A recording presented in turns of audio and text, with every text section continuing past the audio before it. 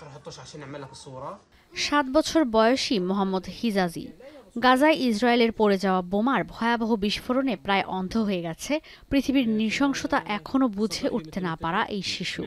চোখের দৃষ্টিশক্তি ফিরে পেতে যে চিকিৎসা করাবেন নেই সেই উপায়ও, কারণ উপত্যকার সব হাসপাতাল প্রায় অকেজো। محمد تعرض لانفجار جسم مشبوك من مخلفات الاحتلال يوم الثلاثاء بتاريخ 25/3/2025. طبعا كطفل عمره 7 سنين بيعرفش ايش يعني قنبله، كان يفكرها لعبه انفجرت فيه.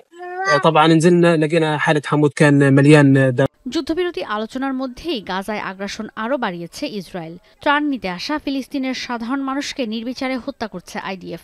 উপত্যকার স্বাস্থ্য কর্তৃপক্ষ বলছে রোববার সকালে গাজার দক্ষিণাঞ্চলের রাফার একটি স্থানে ত্রাণ নিতে আসা ফিলিস্তিনিদের ওপর হামলা চালিয়েছে আইডিএফ। মুহূর্তেই ঝরে গেছে অনেক প্রাণ।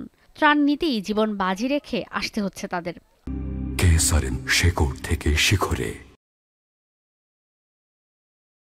أشهد العالم العربي والأجنبي على إيقاف شلال هذا الدم على وقف هذا الحرب. فلماذا هذا الحرب كله ضد المدنيين؟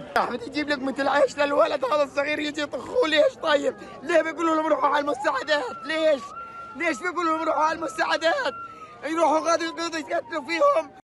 এমন পরিস্থিতিতে ত্রাণ নিতে আসা ফিলিস্তিনিদের ওপর হামলা ইস্যুতে ইসরায়েলের বিরুদ্ধে তদন্ত দাবি করেছে জাতিসংঘ।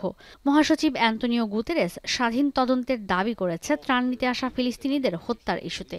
তদন্ত হতে হবে গেল 27 মে থেকে প্রতিদিন ত্রাণ নিতে আসা মানুষের ওপর ইসরায়েলি প্রতিরক্ষা বাহিনী হামলার।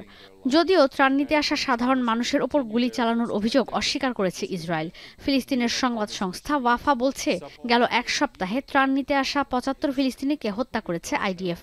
The United Nations must be allowed to work in safety and security under conditions that fully respects our humanitarian principles. The Secretary General continues to call for an immediate, permanent and sustained ceasefire. সাম্প্রতিক সময়ের যুদ্ধবিরতি আলোচনার পর পারস্পরিক প্রস্তাবে সম্মতি না জানানোয় আরও পিছিয়ে গেছে আলোচনা।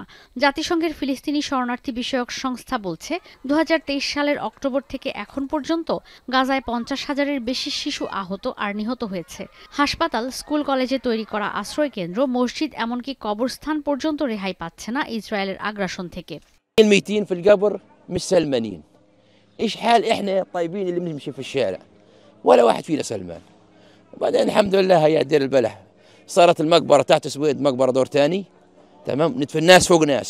এমন অবস্থায় প্রথমবারের মতো আন্তর্জাতিক শ্রম সংস্থায় ফিলিস্তিনকে পর্যবেক্ষক রাষ্ট্রের মর্যাদায় উন্নীত করা হয়েছে।